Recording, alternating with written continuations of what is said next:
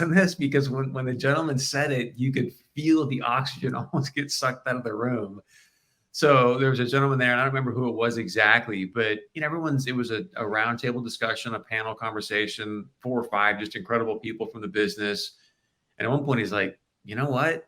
I think we might just start buying paper. I mean, we're getting better returns right now doing that. And you could just feel like, what? So just your thoughts on that and some of the conversations you would have with banks lately. Yeah, I would say interest rates going up, it's kind of just causing us to relook at every deal in a little different light. And one of the things you and I have discussed in the past is debt service ratio becomes a bigger conversation as the cost of funds is going up.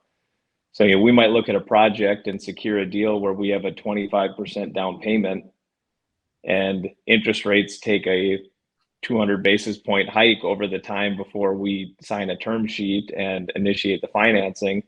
And all of a sudden, to meet that debt service ratio, we might be at 29% down on that project.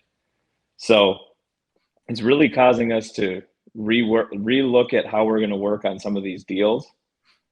And it's making the conversations, more interesting. One of those things that you wish we would have been hitting the ground running a few years ago, but at the same point, the competition was a lot higher as well. So there's give and take in each of these. All we can do is deal with the circumstances that we're in. A lot of lenders these days are looking for depository relationships along with debt. So that can create some hurdles as you're a developer going through this.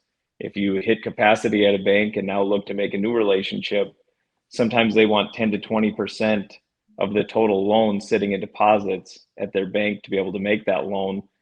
That adds to almost an addition to the down payment you need to be looking at on some of these deals. So it just creates an interesting dynamic as we